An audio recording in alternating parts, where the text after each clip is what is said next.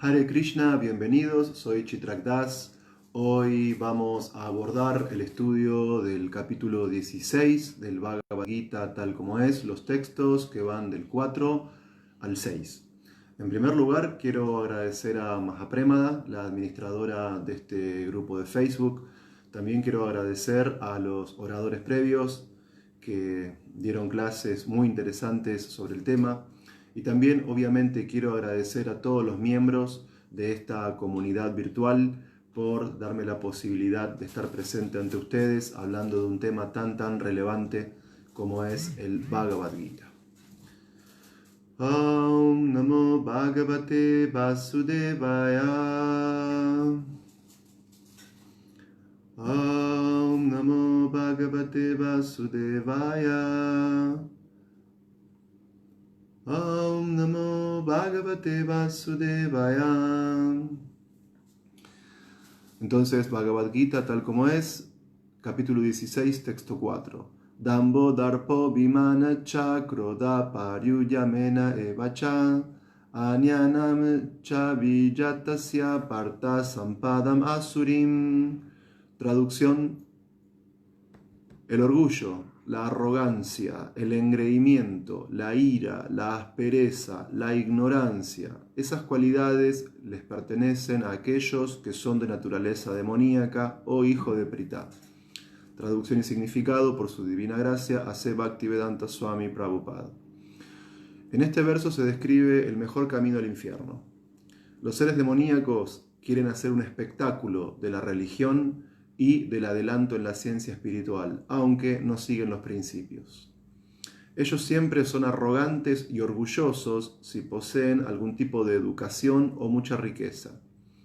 Ellos desean ser adorados por los demás y exigen que se los respete, aunque no infunden respeto. Ellos se disgustan mucho por nimiedades y hablan ásperamente y sin gentileza. Ellos no saben lo que se debe hacer y lo que no se debe hacer. Ellos hacen todo caprichosamente según sus propios deseos y no reconocen ninguna autoridad. Ellos adoptan esas cualidades demoníacas desde el comienzo de sus cuerpos en el vientre de sus madres. Y a medida que crecen van manifestando todas esas cualidades poco propicias. Capítulo 16, texto 5. Daivi sampad vimokshaya nidbandasya surimata ma ucha sampadam daivim avijatosi pandavam. Traducción: las cualidades trascendentales llevan a la liberación, mientras que las cualidades demoníacas conducen al cautiverio. No te preocupes, oh hijo de Pandu, pues tú has nacido con cualidades divinas. Significado: el señor Krishna animó a Arjuna diciéndole que no había nacido con cualidades demoníacas. Su implicación en la contienda no era demoníaca, pues él estaba considerando los pros y contras. Él estaba analizando si se debía o no matar a personas tan respetables como Bhishma y Drona, por lo cual no estaba actuando bajo la influencia de la ira, el prestigio falso o la aspereza. Luego, él no era de la categoría de los demonios. Para un kshatriya, un militar, el dispararle flechas al enemigo se considera que es algo trascendental y el abstenerse de cumplir con ese deber es demoníaco. Por consiguiente, no había ninguna razón para que Arjuna se lamentara. Todo el que cumpla los principios regulativos de las diferentes órdenes de vida está situado en el plano trascendental. Bhagavad Gita, capítulo 16, texto 6. Dvaubuta sangau lokesmin daiva asura evacha daivo vishtarha prokta asuram parta meganu. Oh hijo de Pritha, en este mundo hay dos clases de seres creados. A unos se los llama divinos y a otros demoníacos. Ya te he explicado todo con detalle sobre las cualidades divinas. Ahora óyeme hablar de las demoníacas. Significado: el señor Krishna, habiéndole asegurado a Arjuna que había nacido con cualidades divinas, va a describir ahora el modo de ser demoníaco.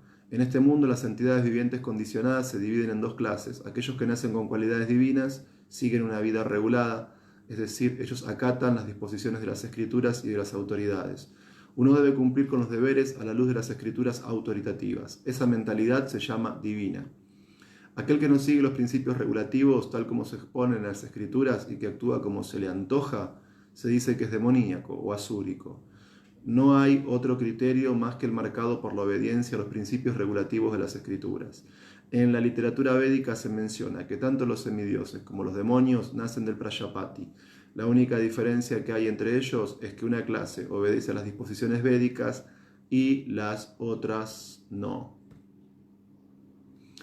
Namam Vishnu Padaya Krishna Prestaya Bhutale Srimate Hanumat Prasak Swamin Iti Namine Jai Vanchakalpa Tarubhyascha Kripa Sindhubhya Eva Cha Patitanam Pavanebhyo Vaishnavebhyo Namo Namaha. Muy bien.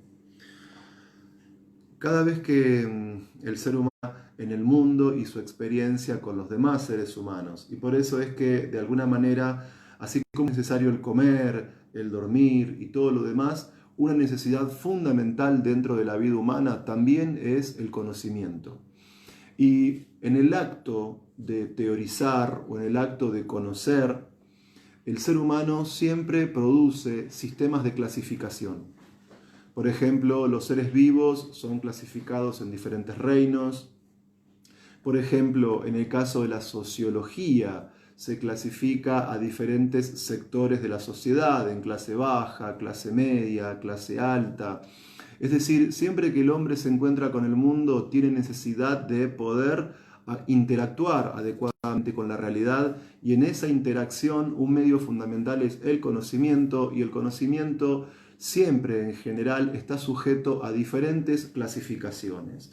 Las ciencias occidentales tienen clasificaciones respecto de los elementos químicos, con tablas periódicas, la antropología en diferentes niveles de cultura, la sociología en diferentes clases sociales, y en el Bhagavad Gita también nos encontramos con un conocimiento y un conocimiento libre de la imperfección humana. En el Bhagavad Gita nos encontramos con un conocimiento que desciende de Krishna mismo, el cual conoce presente, pasado y futuro, y posee en sí todas las cualidades trascendentales. Y vemos que también en el Bhagavad Gita nos encontramos con un conocimiento organizado, con un conocimiento sistemático y con un conocimiento que propone diferentes sistemas de clasificaciones. Muchas veces se habla de los seres humanos como influidos por la bondad, la ignorancia o la pasión en función de las modalidades. Muchas veces también se clasifica en función de los deberes sociales a los seres humanos en Shudras, Vaishyas, Kshatriyas, Brahmanas, o también en función de su nivel de avance espiritual. En cuanto a ashram, se habla de brahmacharis, grihasta, vanaprastas, sannyasis. Bueno, en el capítulo 16 del Bhagavad Gita, tal como es, nos encontramos con otro tipo de clasificación. Nos encontramos con un conocimiento del carácter humano en función de las cualidades que cada individuo manifiesta. Y por eso es que en el Bhagavad Gita, capítulo 16, se describen las cualidades del carácter de las personas con naturaleza divina, y también se describe el carácter de las personas con naturaleza demoníaca. Acá hay un punto importante a destacar, y es que tanto los asuras como los devas tienen un origen común. Es decir, si nos remontamos al estudio del Srimad Bhagavatam, podemos ver que entre todas las hijas que tuvo Daksha, dos de ellas, Diti y Aditi, se casaron con el sabio Kashyapa. Entonces, de Diti nacieron los Daityas, es decir, los asuras, y de Aditi nacieron los Devas, es decir, los semidioses. Entonces, tanto desde el punto de vista del árbol genealógico, los demonios como los semidioses son hermanos entre sí, o medio hermanos, porque son tanto Devas como Asuras, hijos de Kasyapa Muni, que fueron engendrados en diferentes esposas.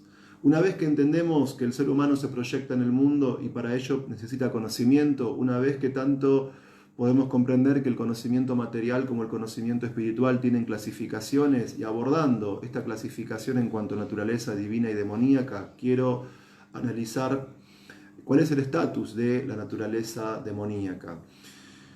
Si dentro de este auditorio hay devotos antiguos y experimentados y versados en nuestra filosofía, ellos comprenden bien a qué se hace referencia cuando se utiliza el término demonio o en sánscrito asura. Pero si en nuestro auditorio hay gente que está comenzando a formar parte de manera reciente de nuestra comunidad, tal vez utilizar el término demoníaco puede resultar confuso y por lo tanto se requiere de una aclaración del estatus de dicho término. Permítanme plantear un cierto contrapunto para aclarar la cuestión. Hay ciertas tradiciones religiosas donde el bien tiene su opuesto. Es decir, hay ciertas tradiciones religiosas donde Dios se encuentra con su contrapartida, el diablo. Hay religiones que quieren ver en Dios o en lo divino o en la luz o como lo llamen, el principio y la fuente de toda bondad, de toda verdad, de toda belleza, y depositan en el antagonista de Dios, en el enemigo de Dios, en el anverso de Dios, en el diablo, la fuente de todo mal, negatividad, pecado, tentación y todo lo demás. Bien, desde el punto de vista de nuestra teología Vaishnava no existe tal dualismo. Nosotros sabemos, en base a las Shastras, que Krishna es el Brahman supremo, Krishna es la suprema personalidad de Dios y Krishna es el origen de los mundos materiales y espirituales. Y no hay ningún tipo de demonio ni ningún tipo de diablo que pueda competir de igual a igual con Krishna o que se esté disputando con Krishna el control sobre el mundo o que sea tan eterno como Krishna o algo así. Nosotros no tenemos ese tipo de dualismo. Es decir, los Gaudiya Vaishnavas somos total y absolutamente monoteístas. Y uno podría plantear, pero entonces, ¿y Maya, la ilusión que cubre nuestra conciencia, que nos mantiene dentro de este mundo material? Tampoco Maya es una enemiga de Krishna, tampoco Maya compite contra Krishna, porque Maya es la energía externa de Krishna y por lo tanto es una Shakti y por lo tanto está al servicio de Krishna. Ejecuta un tipo de servicio que puede parecer no agradable, un servicio en el que el alma condicionada puede a veces no ver directamente la providencia divina por su escasez de conocimiento, pero aún así Maya tampoco rivaliza contra Krishna, aún así Maya tampoco es igual a Krishna, sino que Maya está subordinada a Krishna y se ocupa en un tipo de servicio particular que de alguna manera está intentando ofrecer, ¿sí?, a la suprema personalidad de Dios. Entonces, simplemente cuando hablamos del estatus de los demonios en el capítulo 16 del Bhagavad Gita, digo de manera concreta y específica, se está haciendo referencia a determinados tipos de seres, a determinados tipos de personas que en principio no reconocen la autoridad de los Vedas. No hablamos de seres sobrenaturales, no hablamos de nada extraño a nuestra propia teología. Entonces, sintéticamente vamos a abordar la naturaleza divina y la naturaleza demoníaca. ¿Por qué digo sintéticamente? Porque en las clases anteriores los oradores previos desarrollaron de manera analítica las cualidades propias de aquellos que poseen naturaleza divina. Y en las clases que vienen, los oradores posteriores también van a desarrollar de manera analítica las cualidades que poseen aquellos que tienen naturaleza asúrica o demoníaca. Es decir, los textos que hemos leído hoy básicamente son un nexo, son un punto de conexión entre los textos anteriores que hablan de las cualidades divinas y los textos posteriores que sí van a abordar de manera pormenorizada las cualidades demoníacas. O sea que en la exposición de hoy no voy a retomar todo lo explicado previamente, que fue excelente, ni tampoco en el encuentro de hoy voy a adelantar la temática que van a desarrollar los oradores próximos con todo el detalle que ellos lo van a hacer, sino que simplemente vamos a acotar la exposición de la naturaleza divina y de la naturaleza demoníaca a lo que los textos 4, 5 y 6 y sus correspondientes significados establecen sobre estas dos tipos de naturalezas. Entonces, fíjense ustedes que cuando Srila Prabhupada dejó India para viajar a Occidente en la década del 60, él no trajo grandes riquezas en ese barco en el cual él navegó hacia Estados Unidos, que fue el Jaladuta. Él no trajo sobre el barco containers con todos los materiales para construir templos. Srila Prabhupada no trajo en el barco oro o joyas traídas de India para comerciar en Occidente, sino que Srila Prabhupada nos trajo baúles con libros, con shastras, con textos autoritativos como el Srimad Bhagavatam. Entonces, este punto es muy importante y dentro de nuestra Sociedad Internacional para la Conciencia de Krishna, como seguidores de Srila Prabhupada, le damos un valor fundamental a nuestro acharya como líder natural de nuestra institución. Le damos un lugar central a Srila Prabhupada como aquel que nos muestra con sus instrucciones y con su ejemplo cómo volvernos Vaishnavas. Y muchos Vaishnavas, muchos tuvieron Vaishnavas de segunda generación dentro de ISKCON, tuvieron la posibilidad de conocer a Srila Prabhupada cara a cara y tuvieron la posibilidad de ser instruidos directamente por Srila Prabhupada a través de cartas, a través de caminatas, a través de entrevistas, a través de las clases de Bhagavatam que Prabhupada daba a la mañana o de Bhagavad Gita que daba a la tarde. Pero nosotros, Vaishnavas de tercera generación, también podemos comprender las enseñanzas de nuestro acharya, también podemos tener acceso a las instrucciones específicas del fundador de ISKCON a través de las shastras, a través de sus libros. Por eso es que Prabhupada no solamente fundó la Sociedad Internacional para la Conciencia de Krishna, sino que también fundó el Bhaktivedanta Book Trust para publicar literatura trascendental, para poder publicar obras como el Bhagavad Gita, el Srimad Bhagavatam, el Chaitanya Charitamrita, el Néctar de la Devoción, el Upadeshamrita, el Libro de Krishna y tantas otras obras más. Entonces, nosotros dentro de ISKCON estamos intentando cultivar cualidades divinas. Nosotros dentro de ISKCON estamos intentando trascender las cualidades demoníacas que pueda haber dentro de nuestro carácter. Y el punto fundamental, el punto esencial que opera como línea de división entre semidioses y demonios es que los que tienen naturaleza divina aceptan la autoridad de los Vedas. La palabra Veda significa conocimiento. En India el conocimiento védico se transmitió por miles y miles de años hasta que aproximadamente hace 5000 años, a partir de Srila Vyasadeva, ese conocimiento se puso por escrito. Y el punto es que si uno estudiase todos los Vedas de manera solitaria, de manera independiente, primero no le alcanzaría el tiempo. Y segundo, posiblemente no pueda comprender la conclusión de los Vedas, que es conocer a Krishna y dedicarnos a su servicio devocional. Por eso es que nosotros captamos la esencia del conocimiento védico a partir de los libros que tradujo y comentó para todos nosotros su divina gracia, Ase Bhaktivedanta Swami Prabhupada. De hecho, el Bhagavad Gita es considerado la esencia de todos los Vedas. Uno podría ahorrarse el estudio del Rig Veda, del Yajurveda, Atharva Veda, Sama Veda, los Brahmanas, los Puranas, los Upanishads y todo lo demás, simplemente si estudia el Bhagavad Gita tal como es, porque el Bhagavad Gita es la esencia de los Vedas. Y por lo tanto, alguien que posee naturaleza divina, de alguna manera estudia el Bhagavad Gita dentro de ISKCON, bajo la guía del maestro espiritual, en compañía de los Vaishnavas y obviamente siguiendo los pasos de nuestro acharya, que es Srila Prabhupada. La aceptación de la autoridad de los Vedas es un principio fundamental para aquel que tiene naturaleza divina.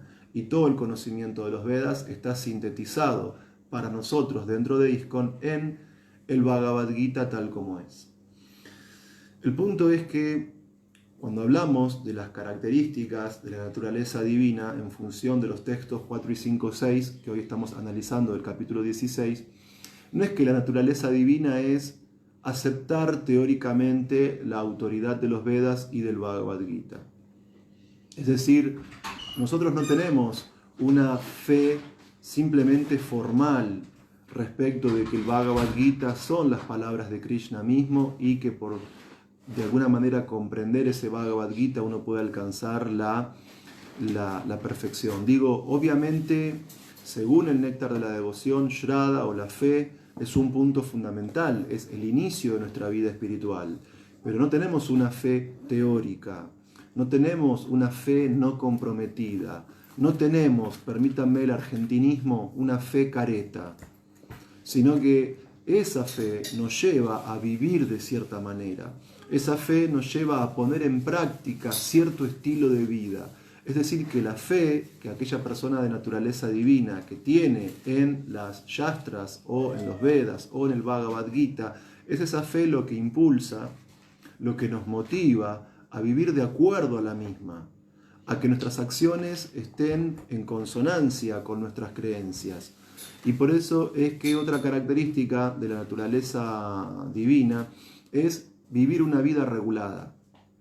Es decir, nosotros no aceptamos solo desde el punto de vista formal lo que dicen los Vedas, no aceptamos únicamente desde el punto de vista externo lo que dice el Bhagavad Gita, sino que hacemos de las enseñanzas de Krishna y de Srila Prabhupada en el Bhagavad Gita una filosofía de vida.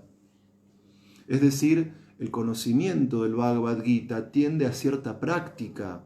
El conocimiento del Bhagavad Gita no es únicamente para recreación del especulador de butaca, como dice Srila Prabhupada en un significado del capítulo 13 del Gita, si no me equivoco, sino que el conocimiento del Bhagavad Gita, como explica el propio Acharya, es para la transformación del carácter. El conocimiento del Bhagavad Gita no es únicamente para recitarlo de memoria o para quedar bien cuando uno da una clase, sino que el conocimiento del Bhagavad Gita es para vivir de acuerdo a él. Y en eso consiste esta característica de la naturaleza divina, en que habiendo aceptado la autoridad de los Vedas, uno lleva a cabo una vida regulada. Es decir, nosotros, siguiendo las enseñanzas del Bhagavad Gita y de nuestro Acharya, que es Srila Prabhupada, todos los días asumimos el compromiso de meditar en Krishna a través de pronunciar el Mahamantra Hare Krishna, Krishna Krishna, Hare Hare, Hare Rama, Rama Rama, Hare Hare, haciendo una disciplina que consiste en cantar diariamente 16 rondas, es decir, 16 vueltas a nuestras cuentas. Entonces, eso es una regulación muy importante en la vida espiritual. La vida espiritual no significa únicamente creer que Krishna es la suprema personalidad de Dios, sino también escuchar acerca de Krishna, cantar acerca de Krishna, recordar a Krishna, poner en práctica los 9 procesos del servicio devocional. Y de todos esos 9 procesos, el canto de Hare Krishna es muy importante. Y nuestro canto es regulado. ¿Por qué? Porque cantamos una serie de rondas ya preestablecidas. Dedicamos una cierta cantidad de horas al día en absorber la mente y la inteligencia en Krishna a través de la meditación en el Mahamantra. Y si uno está comenzando este proceso, si tal vez para uno es muy difícil el hecho de cantar 16 rondas, que es lo que uno asume como voto al momento de ser iniciado, bueno, uno puede comenzar cantando una ronda. Una ronda son, dentro de nuestras cuentas, son 108 Mahamantra Hare Krishna. Entonces, si uno recién comienza, lo que puede hacer es practicar reglas y regulaciones y decir, bueno, yo voy a cantar una ronda del mantra Hare Krishna, pero voy a cantarla todos los días. Obviamente, en un estado mental consciente de Krishna, con la mayor concentración, con la mayor absorción. Pero si no logramos ese estado ideal, cantemos igual siempre. Obviamente hay que cantar sin ofensas, obviamente hay que cantar con atención, obviamente hay que cantar con conocimiento, hay que cantar con amor. Pero si uno dice, bueno, yo no me encuentro en esa plataforma, bueno, que cante igual, porque por cantar igual uno se va gradualmente a elevar a esa plataforma. Y uno puede comenzar cantando una ronda al principio, y de una ronda podemos pasar a cantar 4 rondas, que es aproximadamente media hora al día. ¿Quién no tiene media hora al día disponible? Media hora al día, 4 rondas. Y de 4 rondas podemos pasar a 8, y de 8 podemos pasar a 12, y de 12 a 16. Y así lograr una regulación. Y a partir del momento en que uno es iniciado, se mantiene estable en el canto de 16 rondas. Y si por algún motivo en nuestra vida espiritual hubo alguna dificultad, si por algún motivo en nuestra vida espiritual hubo un tropiezo, no hay que estar en ansiedad y hay que retomar nuevamente el estándar de cantar 16 rondas, el estándar de seguir en la medida de nuestras posibilidades y con la mayor sinceridad posible nuestros votos de iniciación.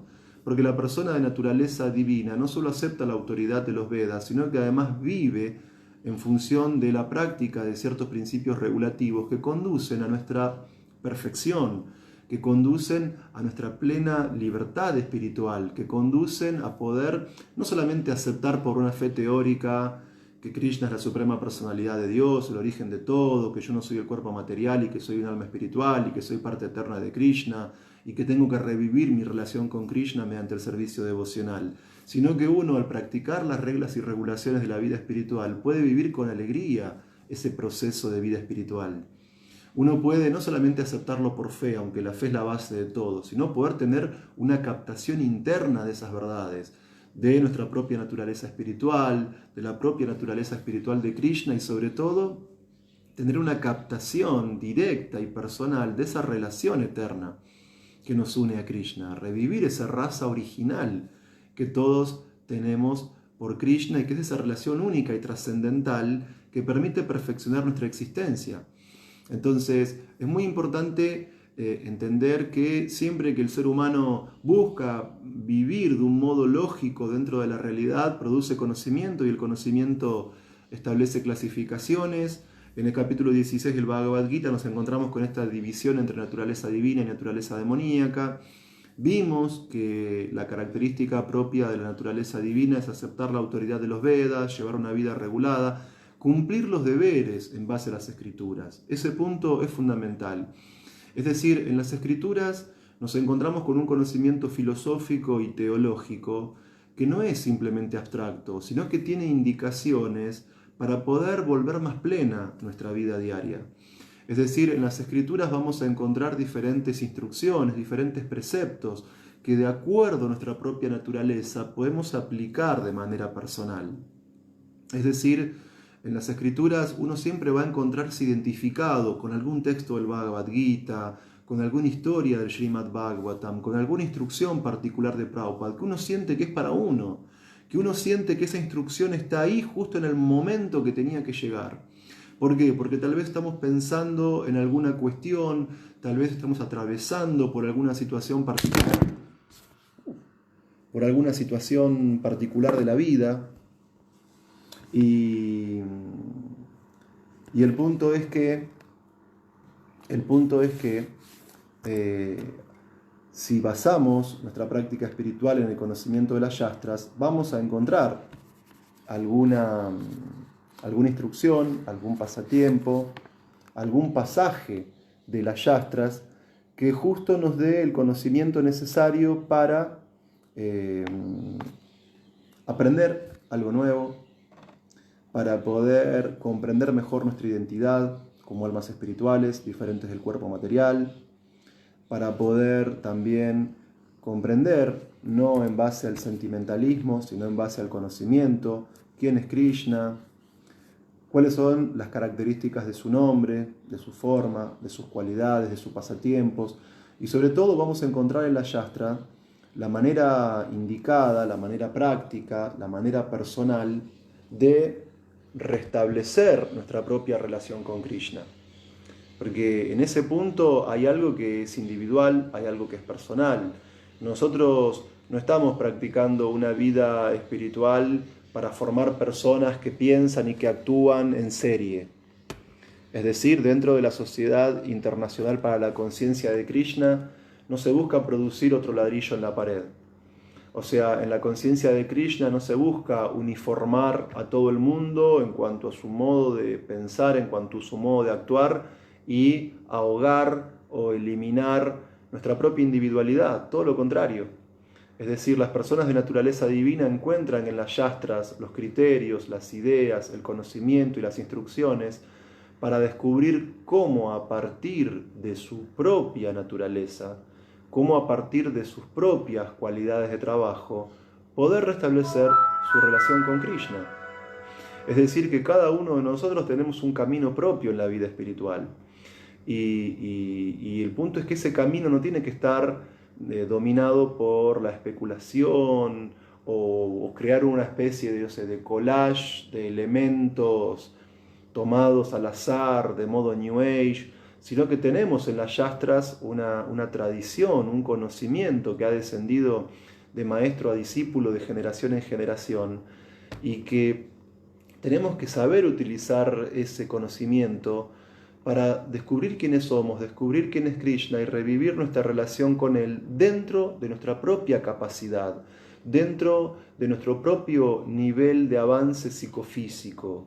Es decir, en la conciencia de Krishna no se apunta a crear robots, a crear impersonalistas, a crear personas que practiquen la obediencia ciega, sino que en la conciencia de Krishna se apunta a que cada cual descubra su potencialidad, a que cada cual profundice en el conocimiento, a que cada cual profundice en las prácticas de vida espiritual, y para lograr esa profundidad es que tenemos el Bhagavad Gita, es que tenemos el Srimad Bhagavatam, el Chaitanya Charitamrita y tantas otras obras más que Srila Prabhupada tradujo y comentó para nosotros. Y un punto muy importante es que en las Shastras uno puede encontrar su camino, en las Shastras uno puede encontrar esas instrucciones que realmente nos van a entusiasmar para poder avanzar en la vida espiritual. Vamos a encontrar una confirmación de muchas ideas que estamos experimentando internamente, de muchos sentimientos que estamos experimentando internamente. Y otro punto importante es que en función de los textos que estamos analizando hoy, estas cualidades divinas son cualidades que conducen a la liberación. Es decir, las cualidades divinas permiten el desarrollo de nuestras mejores cualidades, de nuestras mejores virtudes, podríamos decirlo en términos un poco redundantes, y además estas cualidades divinas conducen a que el alma no tenga que estar sometida al nacimiento, la enfermedad, la vejez y la muerte, y a tener que padecer ese proceso en otros cuerpos. ¿Por qué? Porque estas cualidades divinas son causa de liberación.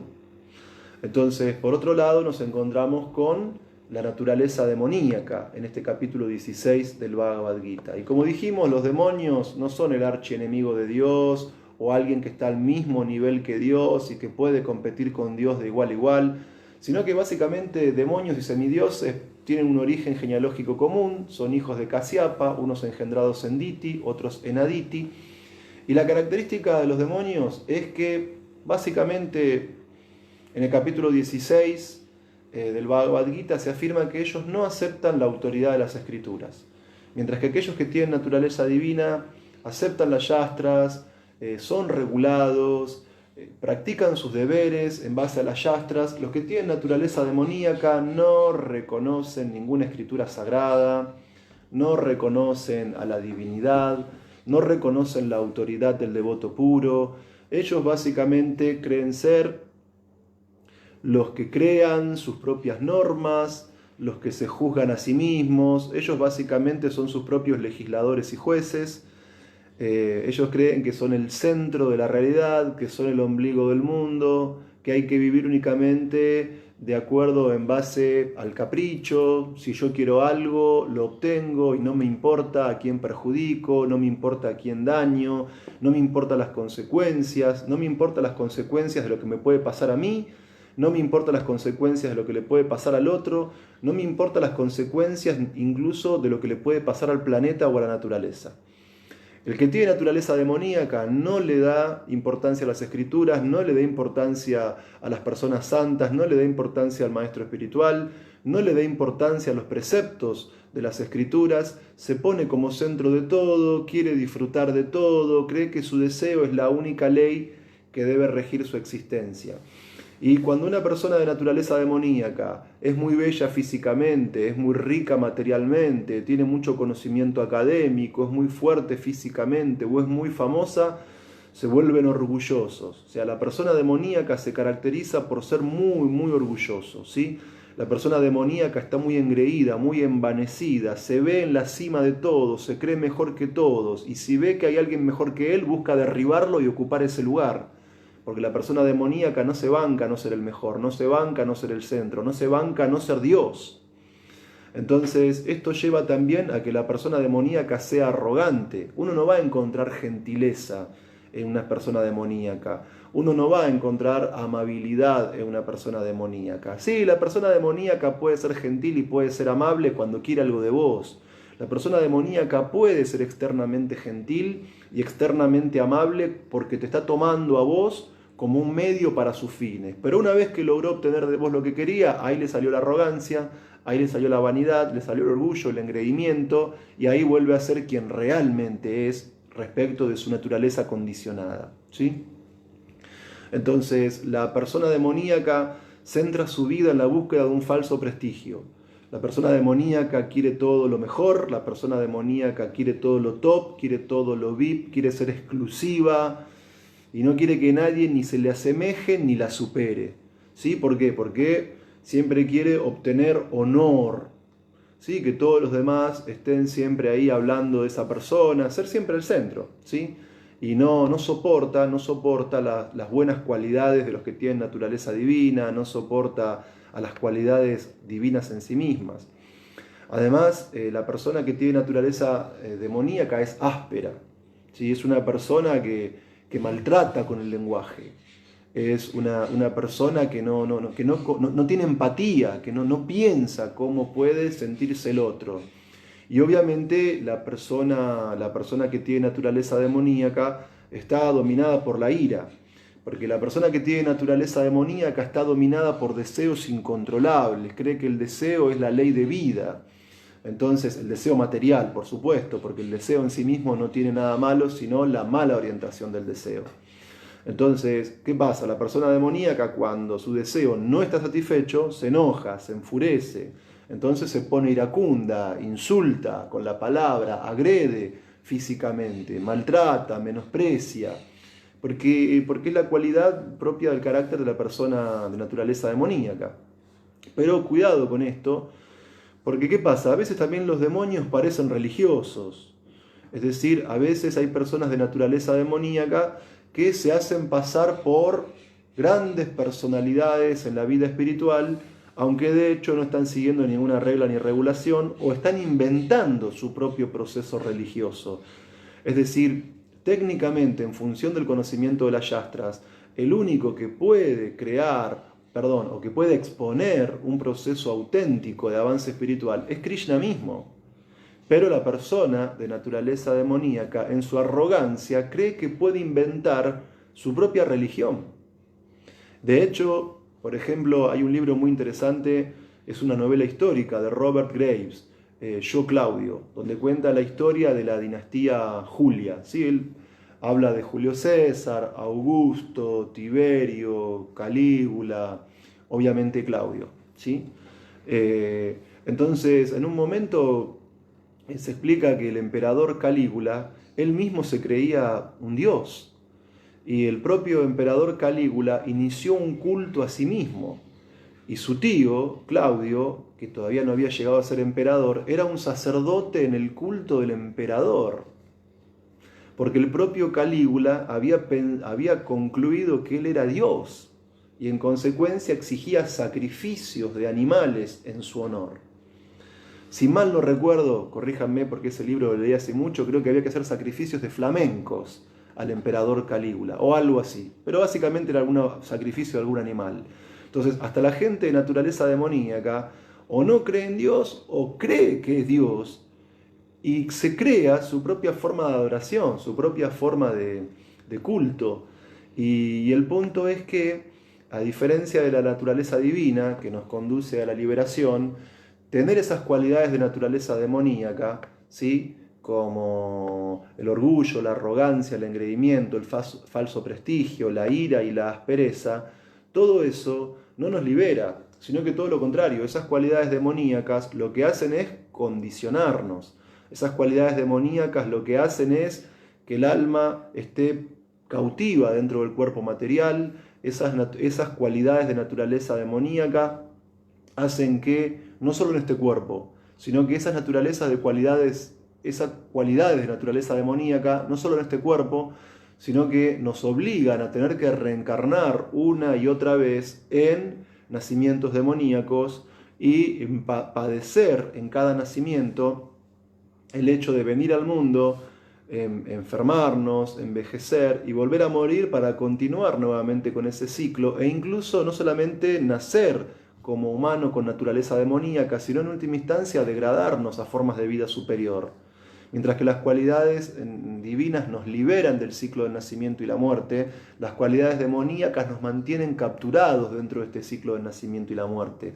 No nos permiten elevarnos, no nos permiten perfeccionarnos, no nos permiten purificarnos, no nos permiten mantener una relación trascendental con la suprema personalidad de Dios. Aunque sí sabemos que también la naturaleza demoníaca puede ser trascendida. De hecho, encontramos en el Srimad Bhagavatam historias de demonios que eran devotos puros, como por ejemplo Prahlad Maharaj, devoto de Sri Nrsimhadev, hijo de Hiranyakashipu. Y también hay una historia muy interesante de un demonio llamado Virabhadra, que internamente era un devoto puro. Y tantos otros más que podemos encontrar en las historias de los Puranas. Pero básicamente para las personas comunes, si bien hay excepciones de grandes demonios que son grandes devotos puros, también nos encontramos que la regla general es que el demonio no es devoto y el demonio básicamente tiene cualidades que lo degradan y que lo mantienen encerrado, aprisionado dentro de esta cárcel del ciclo de nacimiento y la muerte. Entonces, como sabemos, el ser humano no se conforma con vivir, sino que quiere entender el mundo en que vive. Y por eso es que si bien tenemos muchísimas necesidades en esta vida, el conocimiento es una de nuestras necesidades más importantes. Porque el conocimiento nos permite perfeccionarnos. Y vemos que tanto en el conocimiento material como en el conocimiento espiritual nos encontramos con diferentes variables y una de esas variables son las clasificaciones. Según el capítulo 16 del Bhagavad Gita, nos encontramos con dos tipos de naturaleza humana, la divina y la demoníaca. Ahora, el punto interesante es que como practicantes de vida espiritual, como Vaishnavas, como seguidores de una charya tan elevado, de un Vaishnava puro, un Uttama Adhikari, un Shaktiavesh Avatar, como es su divina gracia Seva Bhaktivedanta Swami Prabhupada, nosotros, los miembros de ISKCON, tenemos que tener mucho cuidado de no cultivar cualidades demoníacas.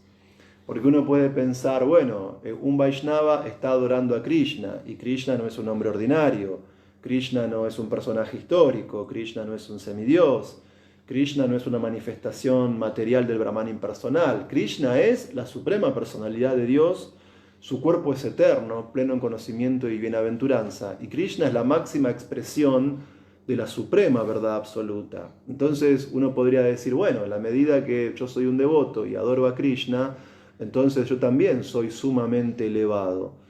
Entonces uno puede caer también en el envanecimiento, en la arrogancia, en la búsqueda de prestigio falso por practicar vida espiritual. Y todo lo contrario. Una cualidad del Vaishnava es amanituam, la humildad.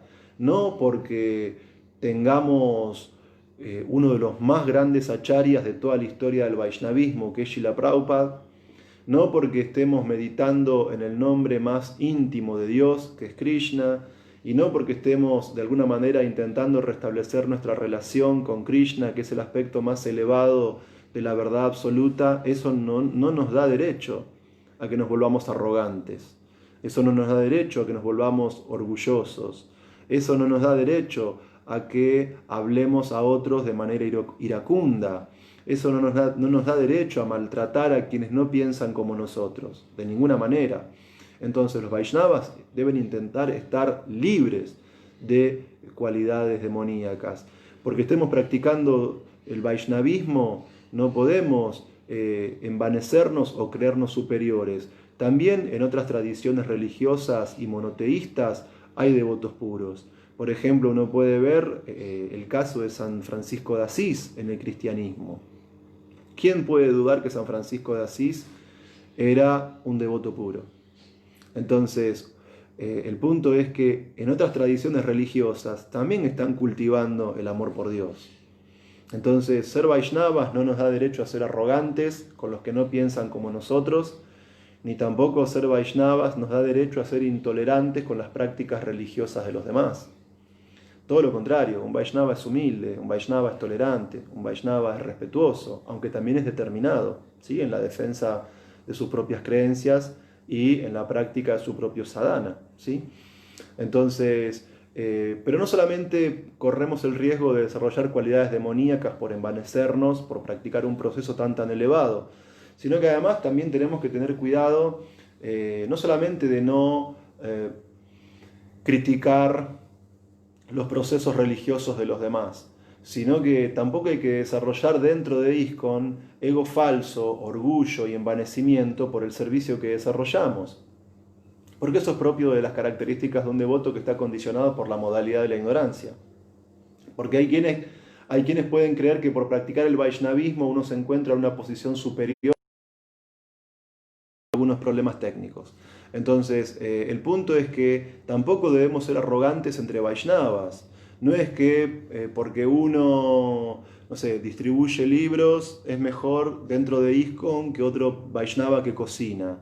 O no es que porque uno no sé, da una clase es mejor que el Vaishnava que está barriendo la vereda del templo. Tampoco tenemos que ser orgullosos innecesariamente o arrogantes dentro del propio ISKCON. ¿Por qué? Porque todo servicio hecho a Krishna con sinceridad y con amor es trascendental.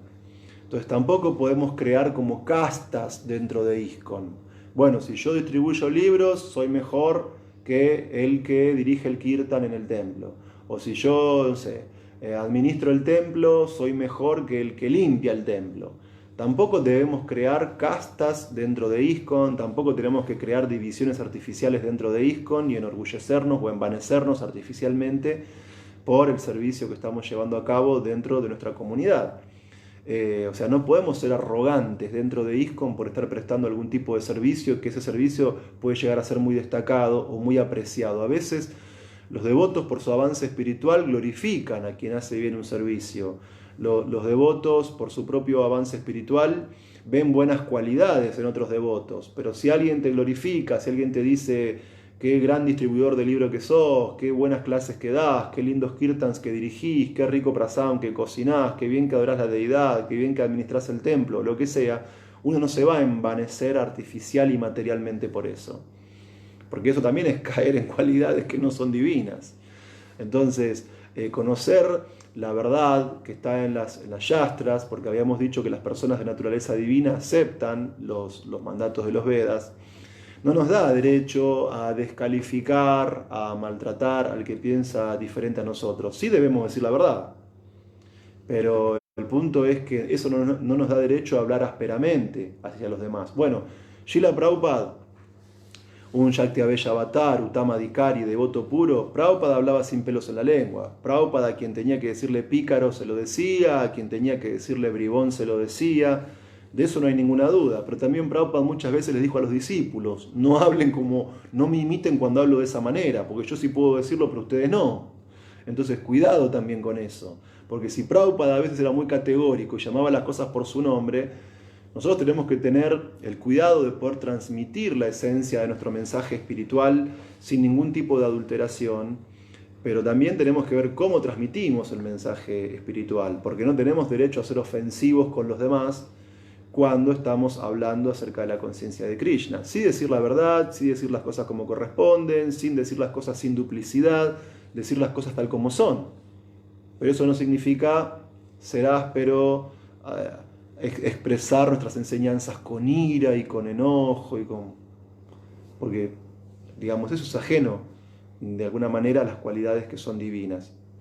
Entonces, el punto es que tenemos que tener en cuenta que cultivar cualidades demoníacas nos mantiene presos dentro de este mundo material. Y no porque seamos devotos tenemos derecho a comportarnos como demonios, a creernos superiores, a creernos mejores, al maltrato, ni al maltrato fuera de ISKCON, ni al maltrato dentro de ISKCON, ni al maltrato fuera de la familia, ni al maltrato dentro de la familia, ni al maltrato fuera del templo, ni al maltrato dentro del templo. Ninguna iniciación que tengas, ningún cargo que tengas, ninguna supuesta buena cualidad que tengas te da derecho a comportarte como un demonio dentro de ISKCON o fuera de ISKCON. Todo lo contrario, cuanto más elevado es uno, manifiesta más cantidad de cualidades divinas.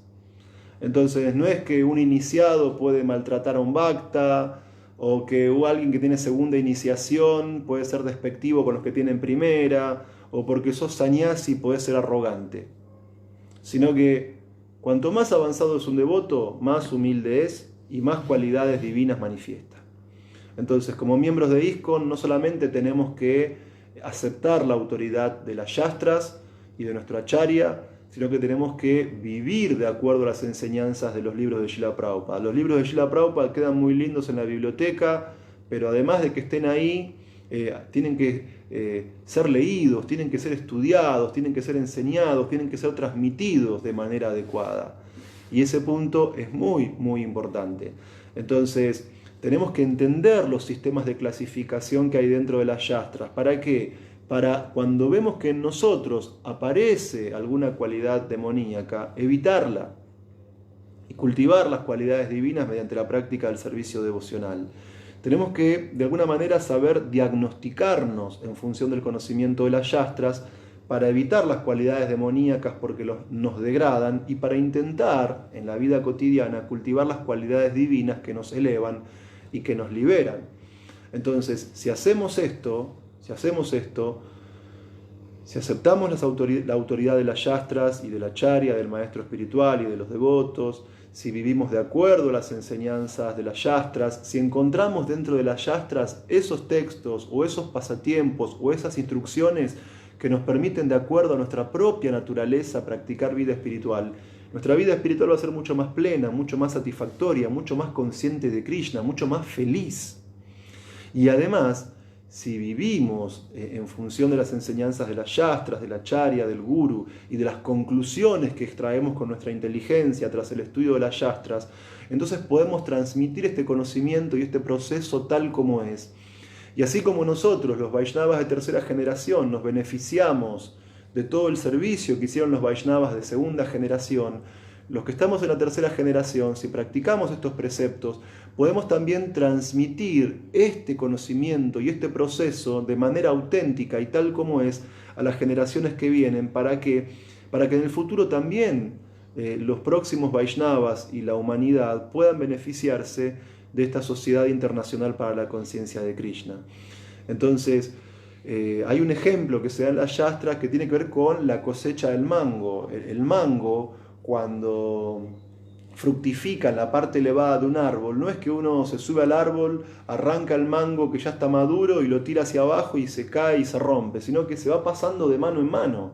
¿Sí? Ese ejemplo que se da en las yastras. Y lo mismo tenemos que hacer nosotros, conservar la autenticidad de este movimiento, conservar la autoridad de este movimiento, llevar prácticas que no sean inventadas por nosotros, imaginadas o autoconcebidas, sino entender cómo nuestro maestro espiritual practica el proceso, entender cómo Prabhupada practicó el proceso, entender qué dicen las yastras respecto del proceso y practicarlo tal como es para transmitirlo a las próximas generaciones y que así todos puedan cultivar cualidades divinas, para que así todos puedan alcanzar la perfección y también la autorrealización.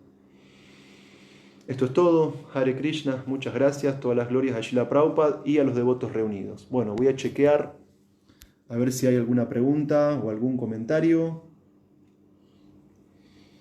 Bien, reverencias para Madre Mahapremada, para Madre Menaka, para Alberic Resistencia Obligatoria, Vishvamitra Prabhu, reverencias, Jorge Céspedes Herrera, también reverencias, Madre Padmagarba, reverencias.